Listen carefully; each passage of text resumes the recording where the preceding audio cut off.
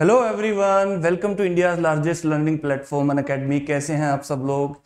दोस्तों, आप सभी का स्वागत करता हूं यहां पर अनअकैडमी पर। और आज की जो क्लास है मानव पाचन तंत्र की सेकंड क्लास है। इस क्लास में आप लोगों को बहुत ही महत्वपूर्ण जानकारियां मिलने वाली है।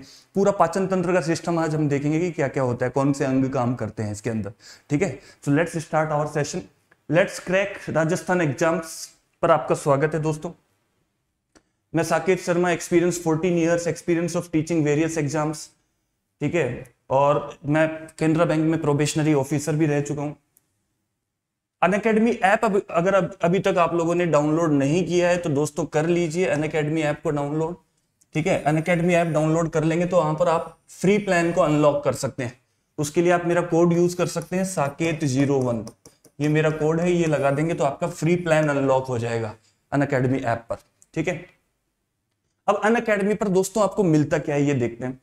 देखो, अनअकैडमी पर आपको मिलता है एक तो फ्री प्लान और एक प्लस का प्लान। फ्री और प्लस दोनों टाइप के प्लान आपको मिलते हैं। फ्री प्लान जो कंप्लीट फ्री है, कंप्लीटली फ्री है, लेकिन उसमें प्रॉब्लम क्या है कि उसमें लिमिटेड सिलेबस कवर हो पाता है, लिमिटेड प्रैक्टिस टेस्ट मिल पाते हैं, लिमिटेड पीडीएफ्स और नोट्स मिलते हैं, डाउट क्लियरिंग सेशंस भी लिमिटेड ही होते हैं। जबकि जो प्लस का प्लान है उसमें कंप्लीट तो आपका सिलेबस कवर होता है, अनलिमिटेड प्रैक्टिस टेस्ट आपको मिलते हैं, अनलिमिटेड पीडीएफ नोट्स आपको मिलते हैं, regular doubt clearing sessions bye top educators मिलते हैं। ये फायदा प्लस के प्लान में होता है। ठीक है, तो प्लस के फीचर्स क्या है ये भी हम देख लेते हैं। प्लस पे देखो, आप अपने जो है आप घर पे बैठ के आराम से कंफर्टेबल होके इस पे आप लर्न कर सकते हो, पहली बात। तो दूसरी, अनलिमिटेड कोर्सेज आपको वहां मिलते हैं। एक सब्सक्रिप्शन लो और सारे कोर्सेज लो। ठीक है, top educators of India on one platform. Top educators वहां पर पढ़ा रहे होते हैं और सिलेबस को एग्जॉस्टिव कवरेज किया जाता है, मतलब सिलेबस को कंप्लीट कवर किया जाता है। कंप्लीट एग्जाम आपकी प्रिपरेशन कराई जाती है, कंप्लीट एग्जाम की preparation. Regular doubt clearing sessions वहां पर होते हैं, लाइव टेस्ट सीरीज वहां पर होती है, स्टडी मटेरियल वहां पर मिलता है, आंसर राइटिंग वहां मिलती है, मेंटरशिप एंड गाइडेंस। ये सारे फीचर्स है प्लस के फीचर्स जो आपको वहां पर मिलते हैं। तो आप लोगों को करना क्या है, इनमें से कोई सा भी कोर्स आप लोग ले सकते हैं। प्लस पर आने के लिए आपको मेरा कोड यूज करना है, साकेत01। इस कोड को अगर आप यूज कर देंगे तो आपको 10% डिस्काउंट भी मिल जाएगा दोस्तों। तो ये कोड आप यूज करना ना भूलें, साकेत01। ठीक है, हम लोगों ने आपके लिए शुरू किया है RS pre plus mains foundation batch YouTube पर, जो कंप्लीटली फ्री है। तो हम इसी में क्लास कर रहे हैं। अभी मैं आपको साइंस एंड टेक करवा रहा हूँ, ऐसे डिफरेंट सब्जेक्ट्स करवा रहे हैं। सारे एजुकेटर्स ये आपके सामने हैं, हम सब मिलकर आप लोगों को RS pre plus mains foundation batch में तैयार कर रहे हैं ताकि आप लोगों की बढ़िया सी तैयारी हो। ये बैचेस अभी चल रहे हैं, आप लोग देख सकते हो अनअकैडमी पर, तो आप इनको सबको ज्वाइन कर सकते हो। ये सारे बैच अनअकैडमी पर इस समय अवेलेबल है। ठीक है, आपको मैं ये बता दूं कि अगर आप प्लस पर आना चाहते हो, अनअकैडमी सब्सक्रिप्शन लेना चाहते हो आरपीएससी का, तो आप लीजिए 12 मंथ्स का सब्सक्रिप्शन, क्योंकि एटलीस्ट 12 मंथ्स की तो आपको तैयारी करनी ही पड़ेगी दोस्तों। ठीक है, इतना सा टाइम तो आपको देना ही पड़ेगा। तो वो आएगा 7000 रुपीज का। ठीक है, लेकिन आप अगर मेरा कोड लगा देंगे साकेत01, इस कोड को लगा देंगे तो आपको 10% डिस्काउंट होके यही कोर्स 6300 रुपीज में मिल जाएगा, 6300 रुपए में मिल जाएगा। ठीक है, अगर आप 24 मंथ्स का कोर्स लेते हैं तो वो भी ज्यादा महंगा नहीं है, 8400 रुपीज का है। और आप ये कोड लगा देंगे तो 10% आपको डिस्काउंट मिल जाएगा, साकेत01 कोड लगा देंगे तो। और आपको यही कोर्स 7560 रुपए में मिल जाएगा, 7560 रुपए में। ठीक है, तो ये आप लोग इनको चूज कर सकते हैं। तो केवल 1260 रुपए देकर दोस्तों आपने पूरे 2 साल का कोर्स ले लिया, 24 महीने का, 1260 रुपए एक्स्ट्रा देकर, एक्स्ट्रा और देकर। ठीक है, तो ये आपकी यहां पर विशेषता है। चलिए हम स्टार्ट करते हैं पाचन तंत्र। देखो, हमने डिस्कस किया था कल की क्लास में पाचन तंत्र क्या है, तो मैंने आपको समझाया था पाचन तंत्र एक ऐसा तंत्र है जिसमें भोजन के जो जटिल पदार्थ होते हैं उनको सरल पदार्थों में और घुलनशील पदार्थों में तोड़ा जाता है। तो इस तंत्र में जो अंग और ग्रंथियां ये काम करते हैं, ठीक है, उसको पाचन तंत्र कहा जाता है। तो जो तंत्र ऐसा है जो इस कार्य को अंजाम तक दे रहा है, अंजाम तक पहुंचा रहा है, बड़े अणुओं को, जटिल अणुओं को सरल अणुओं में तोड़ना, बस यही पाचन तंत्र है दोस्तों, ये समझ लेना। ठीक है, उसमें विभिन्न अंग काम करते हैं और विभिन्न ग्रंथियां काम करती है। इन अंग और ग्रंथियों से मिलके ही आपका पाचन तंत्र बनता है दोस्तों। ठीक है। तो जब भी आपसे पूछ ले आरएएस मेंस में आपसे डायरेक्ट 2 नंबर का क्वेश्चन पूछ सकता है कि पाचन तंत्र में शामिल अंगों के नाम लिखिए, तो आप इन 7 अंगों के नाम लिखोगे। पाचन तंत्र में ये 7 अंग होते हैं दोस्तों, ये होते हैं मुख, ग्रसनी, ग्रासनली, आमाशय, छोटी आंत, बड़ी आंत और मलाशय। ये 7 अंग होते हैं पाचन तंत्र के अंदर। और 3 ग्रंथियां होती है, हमेशा ध्यान रखना, ये 3 प्रकार की ग्रंथियां होती है पाचन तंत्र के अंदर। तो अगर आपसे कोई भी क्वेश्चन पूछ ले कि पाचन तंत्र की ग्रंथियों के नाम लिखो, ये भी पूछा जा सकता है, पूछे गए हैं ये क्वेश्चंस। 2 नंबर का सीधा क्वेश्चन आता है मेंस में, पाचन तंत्र में शामिल ग्रंथियों के नाम लिखो, तो आप 3 ग्रंथियां लिखोगे, लार ग्रंथि, यकृत ग्रंथि और अग्नाशय ग्रंथि। ये तीनों ग्रंथियां जो है पाचन तंत्र में काम लेती है। इनसे क्या है, विभिन्न तरह के एंजाइम्स निकलते हैं, उन एंजाइम से भोजन का पाचन होता है, इन ग्रंथियों से निकलते हैं, ठीक है। वो एंजाइम भोजन का पाचन करने में मदद करते हैं। और वो अंग जहां पर ये पाचन होता है, वो अंग ये वाले होते हैं, ये सारे अंग जो है यहाँ पर ये भोजन का पाचन होता है आपका, ठीक है। तो अंग और ग्रंथियां मिलकर इस काम को अंजाम तक पहुंचाते हैं दोस्तों, ठीक है। एक बार डायग्राम में मैं थोड़ा आपको बताता हूं, उससे पहले मैं आपको ये बता दूं कि सभी अंग मिलकर आहार नाल का निर्माण करते हैं, जो 9 मीटर लंबी होती है, जिसको 30 फीट आप बोल सकते हो, ठीक है। तो ये जो आपको अभी मैंने अंग बताए, ये सारे अंग मिलकर जो है ये एक आहार नाल कहलाते हैं, आहार नाल। तो मुख से लेकर शुरू होती है और मलाशय मल द्वार तक खत्म होती है आहार नाल। तो ये सभी अंग मिलकर आहार नाल का निर्माण करते हैं दोस्तों। तो भोजन आहार नाल में ही आगे बढ़ता जाता है, एक अंग से दूसरे अंग तक इस तरह बढ़ता जाता है, ठीक है। तो आहार नाल की जो लंबाई है वो लगभग 9 मीटर होती है औसतन। इसकी रेंज अगर आपसे पूछ ले तो 8 से 10 मीटर होती है, 8 से 10 मीटर। अगर आपसे पूछ ले कहां से कहां तक हो सकती है, तो 8 से 10 मीटर की ये लंबाई हो सकती है। इसकी औसतन लंबाई है 9 मीटर, जिसको हम फीट में बोलेंगे 30 फीट। तो 30 फीट की लंबाई होती है आहार नाल की। बात समझ में आ गई सबको, ठीक है। मान लो अब आपसे अगला क्वेश्चन ये पूछ लिया 2 नंबर का कि आहार नाल के कार्य लिखो। आहार नाल के क्या कार्य हैं, तो आप सीधा क्या करोगे, आहार नाल के कार्य क्या क्या लिखोगे। पहला काम, आहार नाल जो है भोजन का पाचन करता है। दूसरा काम अवशोषण करता है। तीसरा काम मल द्वार तक पहुंचाता है भोजन को। तो आप जो है सटीक आंसर अगर लिखोगे तो आपको पूरे पूरे नंबर मिलेंगे। तो मेंस में इसी तरह से क्वेश्चन पूछे जाते हैं, सिंपल क्वेश्चन होता है लेकिन आंसर सटीक होना चाहिए उसका। उसको भी अगर आपने सही नहीं लिखा तो आपको नंबर नहीं मिलते हैं, ठीक है। तो आहार नाल के कार्य सरलीकृत कर पचाना भोजन को, उसका फिर अवशोषण भी करना, अवशोषण भी वहीं पर होता है, और उसके बाद आहार को मुख से मल द्वार तक पहुंचाना। ये पूरा काम मतलब आहार नाल आगे तक भी बढ़ाती रहती है, पचाती भी रहती है, अवशोषित भी करती रहती है। ये सारे काम आहार नाल के होते हैं दोस्तों, ठीक है। तो दोस्तों ये अपनी आहार नाल है, ये पूरी जो मुख से शुरू हो रही है, आप लोग देख सकते हो फिगर में, मुख से लेके गुदा तक, ये मलाशय का जो गुदा है यहां तक जो आ रही है, ये पूरी आहार नाल है दोस्तों। इस आहार नाल में सारे अंग शामिल हैं, ये सारे अंग शामिल हैं। तो पहला अंग जो है आहार नाल का, हम एक एक करके सारे अंग को पढ़ेंगे। पहला अंग जो है वो है मुख। मैंने कल आपको मुख के बारे में बता दिया था, कल आपको मुख के बारे में बता दिया था कि मुख जो है आहार नाल का पहला अंग है। भोजन सबसे पहले मुख में प्रवेश करता है, और मुख में जो अंदर का भाग होता है उसको मुख गुहा बोलते हैं, मुख गुहा या मुख की गुफा बोलते हैं। इस मुख गुहा के अंदर भोजन प्रवेश करता है। वहां पे हमारी जीभ होती है, जिह्वा, और हमारे दांत होते हैं। उनकी मदद से भोजन को काटा जाता है, चबाया जाता है, और जीभ की मदद से उसको पचाया भी जाता है। जीभ में जो हमारे कुछ एंजाइम होते हैं, हमारी लार ग्रंथियां होती है मुंह के अंदर, जीभ के ऊपर, ठीक है, लार ग्रंथियां पाई जाती है। उन ग्रंथियों के कारण जो कुछ एंजाइम निकलते हैं, उससे भोजन का पाचन यहीं पर शुरू हो जाता है, मुंह में ही थोड़ा बहुत पाचन, ठीक है। तो वो लार ग्रंथि कहां पाई जाती है, हमारी मुंह के अंदर। अब लार ग्रंथि के बारे में बता दूं मैं आपको, लार ग्रंथि भी 3 प्रकार की है। एक तो है कर्णपूर्व ग्रंथि, जो कान के बिल्कुल पास में आपको दिख रही होगी, ये कर्णपूर्व ग्रंथि है लार ग्रंथियों में। एक है अधोजंब ग्रंथि, ये आपकी अधोजंब ग्रंथि है जो आपको यहां पर दिख रही होगी, अधोजंब ग्रंथि, ठीक है। एक है अधोजिह्वा ग्रंथि, तो ये जीभ के नीचे यहां पर स्थित होती है अधोजिह्वा ग्रंथि, ठीक है। तो मुंह के अंदर हमारी जो यहां पर स्थित है वो लार ग्रंथियां स्थित है, लार ग्रंथियां। तो 3 तरह की लार ग्रंथियां हैं, ठीक है। कर्णपूर्व ग्रंथि, इसको बोलते हैं पैरोटिड ग्लैंड, पैरोटिड ग्लैंड। अधोजंब ग्रंथि, इसको बोलते हैं सबमैंडिबुलर ग्लैंड, सबमैंडिबुलर ग्लैंड। और एक होती है अधोजिह्वा ग्रंथि। अधोजिह्वा ग्रंथि को बोलते हैं सबलिंगुअल ग्लैंड। Sublingual gland.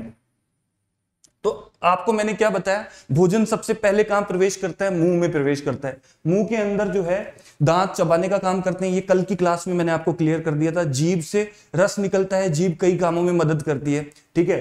तो और उसके साथ में मुंह के अंदर एक लार ग्रंथियां लगी होती है, लार ग्रंथियों से लार स्रावित होती है। लार, उस लार के अंदर जो एंजाइम होते हैं वो भोजन को पचाना शुरू कर देते हैं, ठीक है।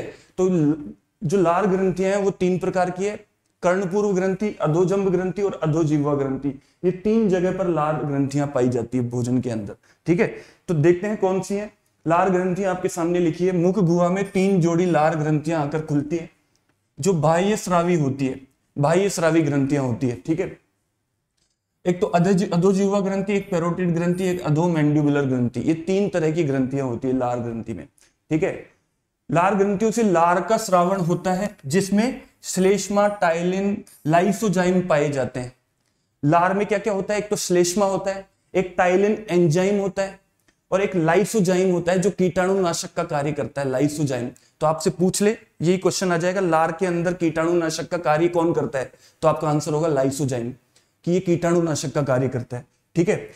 श्लेष्मा जो है भोजन को लसलसा बनाता है, लसलसा, ठीक है, ताकि वो आगे बढ़ सके। और टाइलिन जो है वो आपका जो स्टार्च को है माल्टोज में बदलने का काम करता है। स्टार्च कार्बोहाइड्रेट होता है, उसको एक सरल कार्बोहाइड्रेट में बदलने का काम करता है, जो कि माल्टोज में बदलने का काम करता है। स्टार्च एक जटिल कार्बोहाइड्रेट है, उसको माल्टोज में बदलने का काम करता है टाइलिन एंजाइम। तो एक क्वेश्चन यहां पर कई बार पूछा गया है कि टाइलिन एंजाइम का क्या काम है, टाइलिन एंजाइम का क्या काम है, तो आपका सीधा आंसर होगा टाइलिन एंजाइम जो है ये हमारे लार के अंदर पाया जाता है। कहां पाया जाता है, लार के अंदर, मुंह के अंदर। तो हमारा जो कार्बोहाइड्रेट का पाचन है वो कहां शुरू हो जाता है, तो मुंह के अंदर शुरू हो जाता है। यहीं से क्वेश्चन बनता है कि कार्बोहाइड्रेट का पाचन हमारे शरीर में कहां शुरू होता है, तो आपका आंसर होगा मुंह से। मुंह से क्यों होता है, क्योंकि मुंह में टाइलिन एंजाइम होता है, वो कार्बोहाइड्रेट का पाचन शुरू कर देता है, वो स्टार्च को माल्टोज में बदलने का काम करता है। वो क्या करता है, स्टार्च को माल्टोज में बदलने का काम करता है। स्टार्च एक पॉलीसेकेराइड है, माल्टोज एक डाइसेकेराइड है, ठीक है। स्टार्च मतलब एक जटिल अणु है, जटिल पदार्थ है, और माल्टोज जो होता है उसका एक सरल रूप होता है, डाइसेकेराइड, उसको तोड़ के माल्टोज में बदल देता है। तो ये काम आपका मुंह के अंदर ही शुरू हो जाता है। तो कार्बोहाइड्रेट का जो पाचन है वो आपका मुंह के अंदर से ही शुरू हो जाता है, ठीक है। तो ये लार के बारे में मैंने आपको बताया। अब देखो मुंह में पाचन की क्रिया क्या होती है वो पूरा मैं आपको समझा रहा हूं, मुंह में कैसे कैसे पाचन होता है, ये तो मैंने आपको लार के बारे में बताया, ठीक है। अब मुंह में पाचन कैसे होता है, मुख गुहा में, तो भोजन के मुख गुहा में आने पर लार का श्रावण होता है, लार का श्रावण होता है। मनुष्यों में आधे से 1 लीटर प्रतिदिन लार का श्रावण होता है, जिसकी पीएच होती है 6.8 से 7.2। इसकी पीएच कितनी होती है, लगभग 6.8 से 7.2, ठीक है। आपको ये मान के चलना है लार की पीएच नॉर्मली होती है 6.8।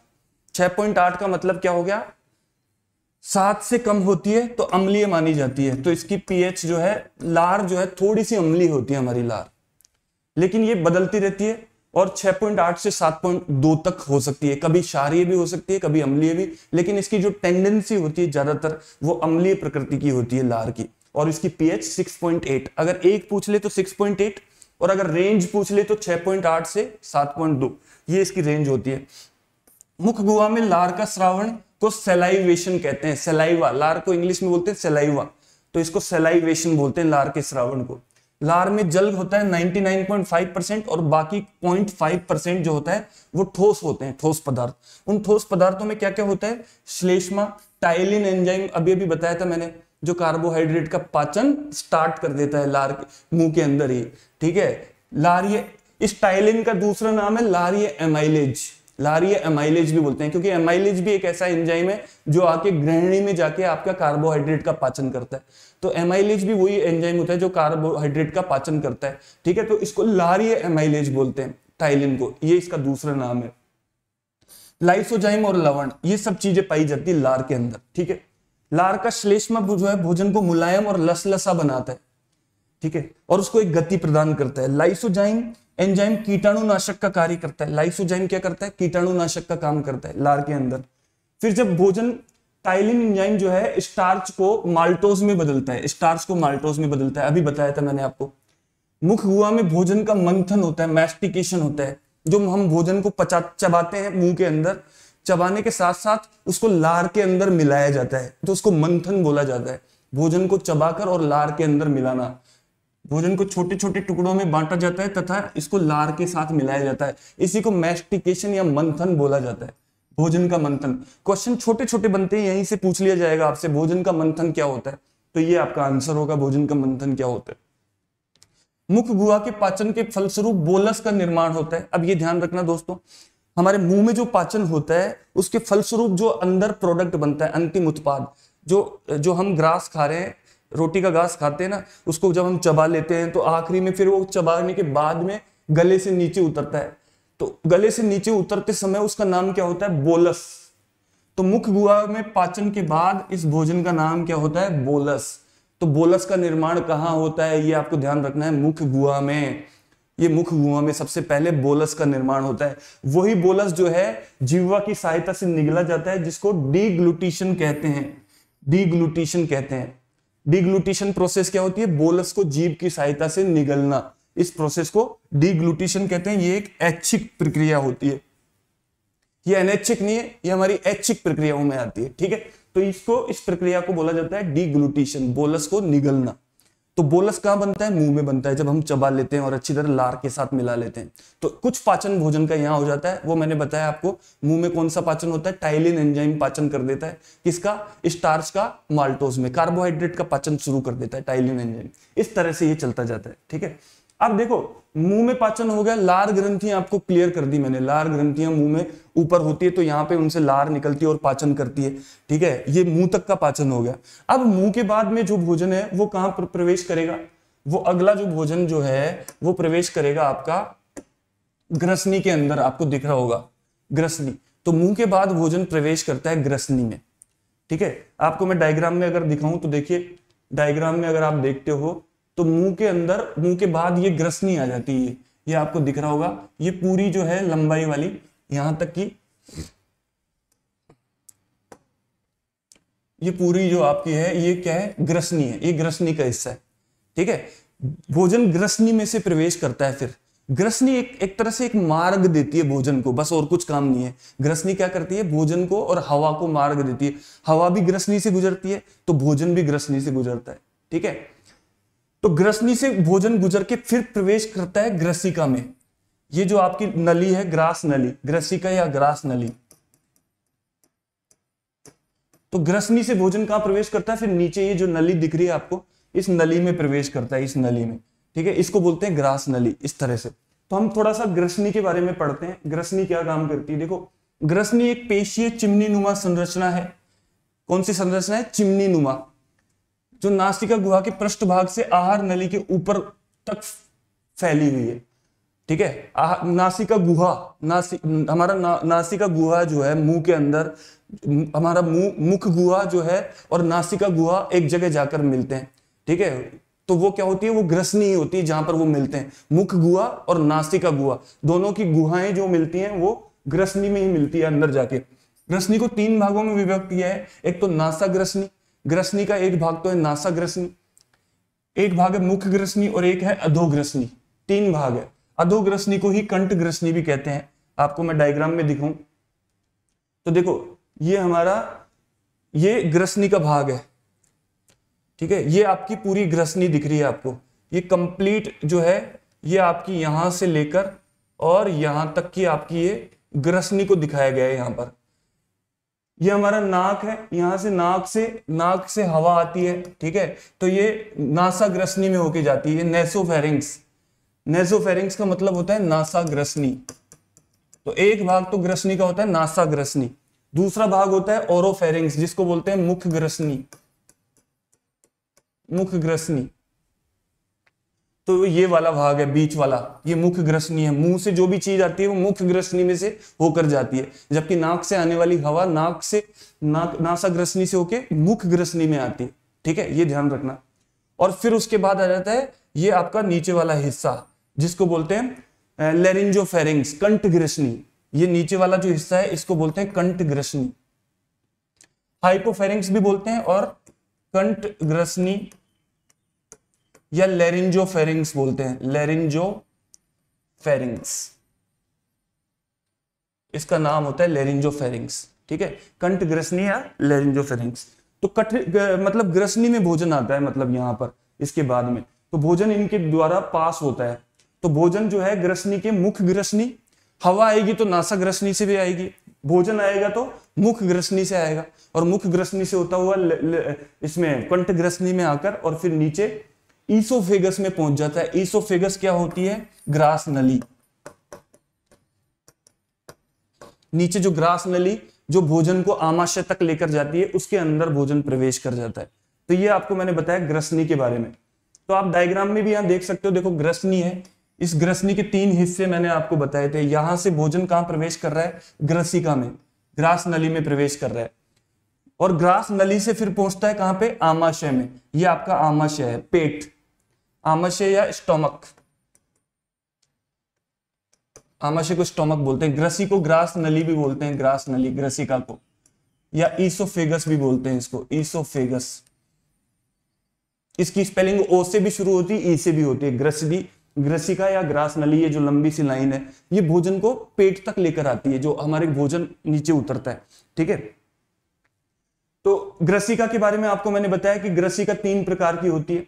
उन तीनों के नाम बताए, नासाग्रसनी, अधोग्रसनी, कंठग्रसनी। नासाग्रसनी नासिका गुहा के पृष्ठ भाग में पाए जाने वाला ग्रसनी का प्रथम भाग है। तो प्रथम भाग होता है नासाग्रसनी। वायु नासिका गुहा से गुजरने के बाद नासाग्रसनी से होते हुए फिर मुख ग्रसनी में आती है वायु। मुख से ली गई वायु सीधे मुख ग्रसनी में आती है। मुख ग्रसनी से वायु कंठ ग्रसनी में होते हुए एपिग्लोटिस, घाटी ढक्कन की सहायता से स्वर यंत्र में पहुंच जाती है। ठीक है, अब देखो घाटी ढक्कन एक ऐसा पल्ले नुमा लोचदार संरचना है जो श्वास नली और आहार नली के मध्य एक स्विच का काम करता है, एक स्विच का काम करता है। ठीक है, चूंकि ग्रसनी भोजन निगलने में भी सहायक है, ऐसे में एपिग्लोटिस एक ढक्कन के तौर पर कार्य करता है। यह सुनिश्चित करता है कि वायु श्वास नली में जाए और भोजन आहार नली में जाए। तो दोस्तों एक एपिग्लोटिस होता है, यहां पर एक एपिग्लोटिस पाया जाता है। वो एपिग्लोटिस क्या करता है? आपकी जो एक श्वास नली होती है और एक ग्रास नली होती है, दोनों के बीच में एक पल्लेदार संरचना होती है। तो अगर हवा आ रही है तो हवा को वो जाने देता है किसके अंदर? श्वास नली के अंदर। और अगर खाना आपने खाया है तो खाना खाते समय वो श्वास नली को बंद कर लेता है और खाने को, भोजन को वो जाने देता है कहां पर? ग्रास नली के अंदर। तो वो दोनों ही हमारे यहां पर शरीर में होती है। देखो अगर आप यहां पर देखोगे तो देखो ये आपकी श्वास नली है, ये यहां पर आपकी क्या है? श्वास नली, और ये है आपकी ग्रास नली। इन पर ऊपर लगा होता है एपिग्लोटिस, ये आपको दिख रहा होगा एपिग्लोटिस। यहां पर एक पल्लेदार संरचना होती है एपिग्लोटिस। वो क्या है? वो ये सुनिश्चित करती है, एपिग्लोटिस या इसको घाटी ढक्कन भी बोलते हैं, एपिग्लोटिस या घाटी ढक्कन। वो ये सुनिश्चित करता है कि भोजन तो जाए ग्रास नली में और हवा जाए श्वास नली में। तो एक तरफ का बंद कर लेता है, वो पल्लेदार एक संरचना होती है जो एक तरफ को बंद कर लेता है। आप इसमें देख सकते हो, यहाँ पे एपिग्लोटिस दिखाया गया है। अभी इसने क्या है? श्वास नली को बंद कर रखा है। ये श्वास नली है, ये श्वास नली है आपकी, ट्रैकिया, श्वास नली, विंड पाइप। ठीक है, इसको बंद कर लेगा तो भोजन आपका सीधा कहां उतरेगा? ईसोफेगस में उतरेगा, ग्रास नली में। और अगर ग्रास नली को बंद कर लेगा तो आपकी हवा जो है सांस नली में आ जाएगी। तो दोनों को सुनिश्चित करता है ये। तो ये काम करता है एपिग्लोटिस, घाटी ढक्कन, ये आप लोग ध्यान रखें। तो ये श्वास नली है, आगे की तरफ श्वास नली होती, पीछे की तरफ ग्रास नली होती। ठीक है, श्वास नली को विंड पाइप भी बोलते हैं। ठीक है, और ग्रास नली को फूड पाइप भी बोलते हैं, फूड पाइप। इस तरह से चलता है। अब ग्रास नली के बारे में हम पढ़ते हैं। ग्रास नली क्या है? ये एक संक्रीय पेशीय नली है जो करीब 25 सेंटीमीटर लंबी होती है। ग्रास नली की लंबाई लगभग होती है 25 सेंटीमीटर। जो लंबी सी नली आपने देखी थी अभी, वो 25 सेंटीमीटर होती है। ये ग्रसनी के निचले भाग से प्रारंभ होकर ग्रीवा तथा वक्ष स्थल से होती हुई मध्य पट से निकलकर उदर गुहा में प्रवेश करती है। उदर गुहा मतलब पेट की गुहा जो है, जहां पे आमाशय स्थित है, वहां पर ये प्रवेश करती है। इसका मुख्य काम भोजन को मुख गुहा से आमाशय तक पहुंचाना है। तो ग्रास नली का मुख्य काम क्या है? ऊपर से एक रास्ता प्रदान करना भोजन को, कहां से? मुख गुहा से और आमाशय तक भोजन को लेकर आना। ग्रास नली में कुछ श्लेष्मा ग्रंथियां मिलती है। इन ग्रंथियों से स्रावित श्लेष्म भोजन को लसदार बनाता है। ग्रास नली में उपस्थित भित्तियां भोजन को एक विशेष प्रकार की गति देती है, जिसे बोलते हैं क्रमाकुंचन गति। तो ग्रास नली में श्लेष्मा पाया जाता है जो कि भोजन को क्या करता है? लसदार बनाता है और आगे निकलने में मदद करता है। ठीक है, तो यहां पे ग्रास नली में कुछ भित्तियां भी पाई जाती है जो कि एक विशेष प्रकार की गति प्रदान करती है भोजन को। भोजन जो आगे सरक रहा है उसको गति भी तो प्रदान करनी जरूरी है ना, फ्रिक्शन होना जरूरी है। तो वो गति प्रदान करने को, उस गति को क्या बोलते हैं? क्रमाकुंचन गति बोलते हैं। तो क्रमाकुंचन गति क्या है? जो ग्रास नली में भित्तियां पाई जाती है वो भोजन को एक विशेष प्रकार की गति देती है, उससे भोजन आगे की तरफ जो है बढ़ता जाता है। तो इसको क्रमाकुंचन गति बोला जाता है। ठीक है, पेरिस्टेसिस इसको मूवमेंट बोलते हैं, जिसके माध्यम से भोजन आमाशय तक पहुंचता है। ग्रास नली के भोज शीर्ष पर उत्तकों का एक पल्ला होता है, ये घाटी ढक्कन कहलाता है। अभी बताया था मैंने, घाटी ढक्कन या एपिग्लोटिस वो क्या होता है? ग्रास नली के शीर्ष पर होता है, जो कि भोजन को ग्रास नली में आने देता है और हवा को कहां जाने देता है? विंड पाइप में, श्वास नली में जाने देता है। इसको एपिग्लोटिस कहते हैं, घाटी ढक्कन या एपिग्लोटिस। भोजन निकलने के दौरान ये पल्ला बंद हो जाता है तथा भोजन को श्वास नली में प्रवेश करने से रोकता है। तो ये पल्ला भोजन निगलने के दौरान बंद हो जाता है और भोजन को श्वास में प्रवेश करने से रोकता है, श्वास नली में जाने से। वो एपिग्लोटिस होता है, ये आपको मैंने अभी बताया। तो ये है आपकी ग्रास नली, ये आपकी दिख रही होगी। इसको ग्रसिका भी बोलते हैं, ग्रास नली भी बोलते हैं। इसके बारे में अभी अभी हमने पढ़ा है। तो अब हम कहां तक पहुंच गए? भोजन को लेकर अब हम पहुंच गए आमाशय तक। भोजन ग्रास नली से उतरता हुआ कहां तक आ गया है? आमाशय तक आ गया। तो अब आमाशय में हम पाचन पढ़ेंगे। आमाशय में क्या क्या होता है? तो देखो, हमारा जो ये सिस्टम है, पाचन तंत्र पूरा है, उसमें से मैंने आपको बताया सबसे पहले मुख होगी, मुख के अंदर लार ग्रंथियां, जीभ होगी, दांत होंगे। उसके बाद ग्रसनी से होता हुआ भोजन, पहला अंग मुख आ गया, दूसरा अंग ग्रसनी आ गई, तीसरा अंग ग्रास नली आ गया। ग्रास नली से उतरता हुआ भोजन कहां पहुंच गया? आमाशय में पहुंच गया। ये चौथा अंग आ गया आपका पाचन तंत्र का। तो चौथा अंग पढ़ने जा रहे हैं अब हम, आमाशय। पेट, जो हमारा पेट है। ठीक है, तो आमाशय के बारे में हम पढ़ते हैं। आमाशय आहार नाल का ग्रास नली से आगे का भाग आमाशय कहलाता है। जो हमारी आहार नाल चल रही है सभी अंगों को मिलाकर, उसमें आगे का भाग आमाशय है, जो जे आकार की संरचना होती है। इसका आकार जे आकार का होता है। ठीक है, अभी आपने आकार देखा तो इसका जे आकार होता है, इस तरह से ये दिख रहा है आपको, यहां से यहां तक। ठीक है, जो ग्रास नली व ग्रहणी के मध्य तथा उदर गुहा के बाएं हिस्से तथा मध्य पट के पीछे स्थित होता है। ठीक है, ये आप देख सकते हो, ये कहां पर स्थित है? ये ग्रास नली है ऊपर, ग्रास नली, ये ग्रास नली है, और ये नीचे ग्रहणी है, ग्रहणी। तो ग्रास नली और ग्रहणी के बीच में स्थित होता है ये। ध्यान रखना किसकी सिचुएशन कहां पर है।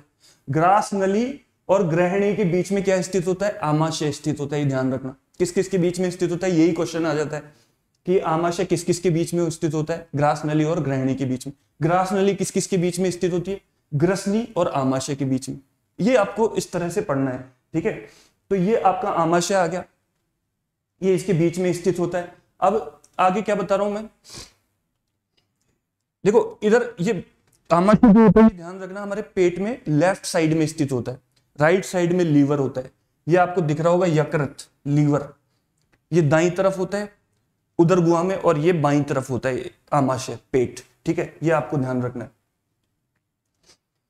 उदर गुहा के बाएं हिस्से में मध्य पट के पीछे स्थित होता है। मध्य पट होता है डायफ्राम, उसके पीछे की तरफ स्थित होता है। ये एक लचीला अंग है जो 1 से 3 लीटर तक आहार धारित कर सकता है। 3 लीटर तक भी, हम कई बार ज्यादा भी खा जाते हैं, कई बार कम भी खा जाते हैं, तो ये एडजस्ट कर लेता है। ज्यादा खा गए तो उसको भी एडजस्ट कर लेता है।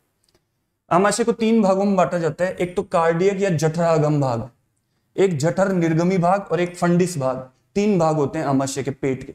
तो पहला भाग होता है कार्डियक या जठरागम भाग, जो कि ऊपर से आने वाली ग्रास नली से भोजन को ग्रहण करता है, वही होता है जठरागम भाग। तो ये बाईं तरफ होता है, सबसे बड़ा भाग है, जो कि ग्रसिका, ग्रसिका मतलब ग्रास नली, ईसोफेगस, ग्रास नली, उससे जो भोजन आ रहा है वो वहां से इस कार्डियक कार्डियक या जठरागम जो भाग होता है, यहां से जो ग्रास नली है वो प्रवेश करती है आमाशय में। तो ये पहला भाग है, बाईं तरफ होता है ये। तो यहां से नलिका का जो आएगी यहीं पर खुलेगी सबसे पहले, तो यहीं पर ये रिसीव करता है भोजन को आमाशय में। बीच वाला भाग होता है फंडिस भाग, ये बीच वाला भाग होता है फंडिस भाग, और सबसे लास्ट का भाग होता है जठर निर्गमी भाग, ये लास्ट का भाग होता है। तो पहले भोजन कहां आता है, जठरागम भाग में, फिर बीच में फंडिस भाग होता है उसमें जाता है, फिर ये तीसरा भाग जो है जठर निर्गमी भाग, ये आमाशय का दाहिना, सबसे दाहिना छोटा भाग है जहां से आमाशय छोटी आंत से जुड़ता है। आमाशय आगे छोटी आंत से किससे जुड़ेगा, जठर निर्गमी भाग। छोटी आंत का पहला भाग होता है कौन सा, ग्रहणी। अभी बताया था मैंने, आमाशय जो है वो ग्रास नली और ग्रहणी के बीच में स्थित होता है। ये ग्रहणी है, ये ग्रास नली है। तो आमाशय जब यहां पर छोटी आंत से जुड़ रहा है, तो छोटी आंत का पहला भाग ही ग्रहणी होती है। ये ग्रहणी छोटी आंत ही है। आमाशय के बाद क्या शुरू हो जाती है, छोटी आंत। तो छोटी आंत का पहला भाग होता है ग्रहणी, तो ग्रहणी से जुड़ता है यहां पर जठर निर्गमी भाग के द्वारा। तो आमाशय का एक भाग होता है जठर निर्गमी भाग, उसके द्वारा आमाशय ग्रहणी से जुड़ता है, ग्रहणी से, जो कि छोटी आंत का पहला भाग है, ग्रहणी। बात समझ में आई, इस तरह से जाता है ये। अब देखो आमाशय का जो फंडिस भाग है, फंडिक पोर्शन जो अभी अभी बताया था बीच वाला, पहला जठरागम भाग है, ठीक है, दूसरा फंडिक है और तीसरा जठर निर्गमी भाग है। इन तीनों भाग में डिवाइड किया है। तो बीच में जो फंडिक भाग है, बीच में उस फंडिक भाग में क्या क्या होता है ये आप लोग ध्यान रखना। उसमें जठर ग्रंथियां पाई जाती है, फंडिक भाग में जठर ग्रंथियां पाई जाती है। तो जठर ग्रंथियां कौन सी पाई जाती है, देखो एक तो श्लेष्मा ग्रंथि कोशिकाएं वहां पर पाई जाती हैं, श्लेष्मा ग्रंथि कोशिकाएं, इसमें श्लेष्मा का स्रावण होता है। तो आमाशय में भी श्लेष्मा ग्रंथियां पाई जाती है। श्लेष्मा देखो हर जगह मिल रही है आपको, ठीक है, आमाशय में भी मिल रही है, ग्रास नली में भी थी, मुख के अंदर लार में भी थी, ठीक है। तो श्लेष्मा ग्रंथि कोशिकाएं जिसमें श्लेष्मा का स्रावण होता है वो होती है आमाशय के अंदर या पेट के अंदर। एक जाइमोजन या पेप्टिक या चीफ कोशिकाएं होती है जिनसे आपका जठर एंजाइम, लठर नहीं, जठर एंजाइम का स्रावण होता है। तो जाइमोजन या पेप्टिक या चीफ कोशिकाएं जो होती है, जाइमोजन कोशिकाएं, उनसे आपके पेट के अंदर जठर एंजाइम का स्रावण होता है। एक होती है ऑक्सिंटिक कोशिकाएं, इन ऑक्सिंटिक कोशिकाओं से HCl अम्ल का स्रावण होता है। पेट में अम्ल बनता है ना, एसिड, उसका क्या नाम है, HCl। पेट के अंदर मतलब हाइड्रोक्लोरिक एसिड बनता है हमारे पेट के अंदर, HCl, ठीक है। तो वो किससे निकलता है, ऑक्सिंटिक कोशिकाओं से। ये भी क्वेश्चन पूछा जाता है, कौन सी कोशिकाएं HCl का स्रावण करती है, ऑक्सिंटिक कोशिकाएं HCl का। और फिर लास्ट में आ जाती है अर्जेंटाफिन कोशिकाएं, अर्जेंटाफिन कोशिकाएं, ये चौथे प्रकार की कोशिकाएं पेट के अंदर, ये गैस्ट्रिन हार्मोन का स्रावण करती है। किसका स्रावण करती है, गैस्ट्रिन हार्मोन का स्रावण करती है। तो पेट के अंदर अगर आपसे पूछ ले कि कौन कौन सी जठर ग्रंथियां पाई जाती है पेट के अंदर, आमाशय के अंदर कौन कौन सी जठर ग्रंथियां पाई जाती है, लिखो भैया। 5 नंबर का क्वेश्चन आ गया, आमाशय की प्रक्रिया समझाओ पूरा। तो आप लिखोगे सबसे पहले श्लेष्मा ग्रंथियां, म्यूकस ग्लैंड्स लिखा हुआ है आपके सामने। दूसरा है जाइमोजन या पेप्टिक या चीफ कोशिकाएं जिनसे आपका जठर एंजाइम स्रावण होता है, जठर एंजाइम पेट के अंदर, अभी हम पढ़ेंगे इनके बारे में, ठीक है। और तीसरी ऑक्सिंटिक कोशिकाएं या पेराइटल कोशिकाएं जिनसे HCl का स्रावण होता है। चौथी अर्जेंटाफिन कोशिकाएं जिनसे गैस्ट्रिन हार्मोन का स्रावण होता है। मैं आपको डिटेल में समझा रहा हूं दोस्तों, हर चीज को डिटेल में बताता हुआ चल रहा हूं। इतनी जो इंफॉर्मेशन है एक किताब में आपको कहीं नहीं मिलेगी, ठीक है। इसलिए आपके लिए जो मेरी क्लासेज हैं वो इंपॉर्टेंट बन जाती है, बहुत जबरदस्त बन जाती है। इसलिए आप इनको ढंग से नोट्स बनाते हुए चलो, एक साथ इतनी इंफॉर्मेशन मिलना ही मुश्किल हो जाता है। तो आप लोगों को मैं डिटेल से ये बैच लेकर आया हूं, फाउंडेशन जो कोर्स है, ताकि आप लोगों की सारी प्रॉब्लम्स दूर हो सके। अब आमाशय में पाचन कैसे होता है, आमाशय के बारे में मैंने बता दिया, ये सारी कोशिकाएं पाई जाती है। अब आमाशय में पाचन की प्रक्रिया क्या है वो हम देखेंगे। तो बोलस, मैंने आपको बताया था बोलस कहां बनता है, मुंह में जो हम मंथन करते हैं तो मुंह में बोलस का निर्माण होता है। भोजन को जब चबाया जाता है तो उससे जो उत्पाद बनता है भोजन, वो बोलस कहलाता है चबाने के बाद। उसके बाद बोलस जो है ग्रास नली से होता हुआ आमाशय में प्रवेश करता है। अब बोलस के आमाशय में आने पर सर्वप्रथम क्या होता है, गैस्ट्रिन हार्मोन का स्रावण होता है। ये गैस्ट्रिन हार्मोन कहां से निकलता है, पेट के अंदर कुछ कोशिकाएं होती है जिनका नाम है अर्जेंटाफिन कोशिकाएं, अभी अभी बताया था अर्जेंटाफिन कोशिकाएं आमाशय के अंदर है, उनसे ये गैस्ट्रिन हार्मोन निकलता है सबसे पहले भोजन के आते ही। ये गैस्ट्रिन हार्मोन जो है जठर ग्रंथियों पर क्रिया करता है, जिससे जठर रस का स्रावण होता है, जठर रस। तो ये गैस्ट्रिन हार्मोन जो है आपका इन जठर ग्रंथि जाइमोजन ग्रंथियों पर क्रिया करता है, जाइमोजन ग्रंथियों पर, ठीक है, जाइमोजन ग्रंथियों पर भी करता है, श्लेष्मा ग्रंथियों पर भी करता है और ऑक्सिंटिक कोशिकाओं पर भी करता है, इन पर भी करता है, जिससे कि जठर रस का स्रावण होता है, जठर रस, ठीक है, जठर रस का स्रावण होता है। इस जठर रस में जठर एंजाइम, श्लेष्मा, HCl ये पाए जाते हैं। तो इन सब पर काम करने वाला कौन सा हार्मोन है? वो है गैस्ट्रिन हार्मोन, जो अन्य जठर ग्रंथियों पर काम करता है। जठर ग्रंथियां टोटल 4 होती हैं। सबसे पहले गैस्ट्रिन हार्मोन का स्रावण होता है, वो अन्य तीनों जठर ग्रंथियों पर कार्य करता है। उनसे फिर श्लेष्मा, जठर एंजाइम और HCl निकलते हैं दोस्तों, HCl निकलते हैं, और ये तीनों मिलाकर जठर रस कहलाते हैं। क्या कहलाते हैं? जठर रस। तो यहां से जठर एंजाइम निकला, यहां से HCl निकला, यहां से श्लेष्मा निकली, इन सबको मिला के क्या कहते हैं? जठर रस। तो जठर रस का स्रावण होता है। मनुष्यों में 1 से 1.5 लीटर जठर रस का स्रावण प्रतिदिन होता है। इसमें 98.5% जल है और 1.5% भाग ठोस होते हैं, जिसमें HCl, prorenin, lipase, pepsinogen, mucin protein ये सब पाए जाते हैं। तो जठर रस के अंदर ये सब चीजें आपको पाई जाती है, जठर रस के अंदर, ठीक है। आप इसमें क्या क्या बताएंगे जठर रस में? जठर रस के अंदर, पेट के अंदर जब गैस्ट्रिन हार्मोन काम करता है तो उसके अंदर 98.5% तो प्रतिशत तो क्या होता है? जल होता है। बाकी फिर क्या होता है? HCl जठर रस के अंदर, और ये प्रोरेनिन पाया जाता है, ठीक है, ये लाइपेज पाया जाता है। ये सब एंजाइम्स होते हैं, ये सब एंजाइम। मैंने आपको बताया था जठर एंजाइम का स्रावण होता है, जठर एंजाइम। तो जठर एंजाइम कौन कौन से हैं? जठर एंजाइम यही तो है, प्रोरेनिन, लाइपेज, पेप्सिनोजन, म्यूसिन, ये सब जठर एंजाइम है। इनका सबका स्रावण होता है गैस्ट्रिन हार्मोन की क्रिया से। और इसके अलावा HCl का स्रावण होता है। तो जठर में ये सब पाए जाते हैं, जठर एंजाइम, HCl, श्लेष्मा, ये सब पाए जाते हैं जठर रस के अंदर, ठीक है। अब देखो HCl का जो स्रावण होता है वो ऑक्सिंटिक कोशिकाओं से होता है, अभी बताया था मैंने। ये करीब 0.04% होता है, जिससे माध्यम अम्लीय हो जाता है। अम्लीय मतलब एसिडिक माध्यम हो जाता है। पेट का माध्यम जो है अपना एसिडिक होता है, अम्लीय, जिसका pH 1 से 2 होता है, लगभग 1 से 2 pH का होता है ये अम्लीय माध्यम।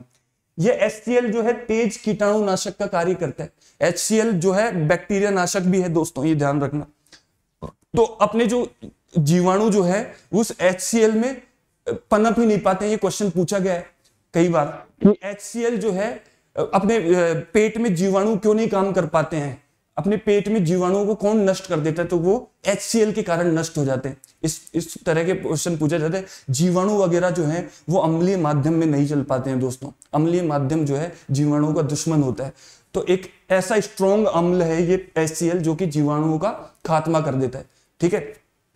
तो HCl कीटाणुनाशक का यहां पर काम करता है। और पेट का जो अम्लता, पेट की जो pH है उसका 1 से 2 के लगभग उसको कर देता है ये। अब होता क्या है देखो, पेट के अंदर कैसे क्या होता है? प्रोरेनिन, एक एंजाइम बनता है प्रोरेनिन, जठर एंजाइम। वो प्रोरेनिन जो है वो HCl के साथ मिलकर और रेनिन एंजाइम बनाता है, रेनिन एंजाइम। क्या बनाता है?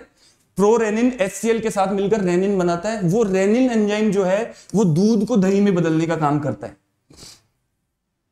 तो दूध को दही में बदलने वाला जो एंजाइम है वो कौन सा है? Renin enzyme.